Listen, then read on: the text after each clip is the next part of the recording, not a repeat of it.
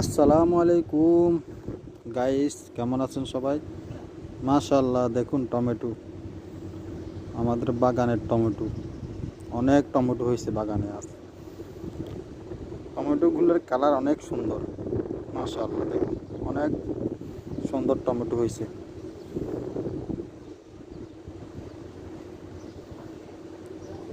Tomato packing করতেছে, কার্টুনে ভরতেছে টমেটোগুলো। অনেক টমেটো, দেখুন অনেক বড় গার্ডেন এটা। অনেক বড় টমেটো। টমেটোগুলো বড়, এগুলো সব খারাপ হয়ে গেছে। এগুলো দেখতেছে অনেকগুলো সব খারাপ। সবাই ভালো থাকবেন। আল্লাহ হাফেজ।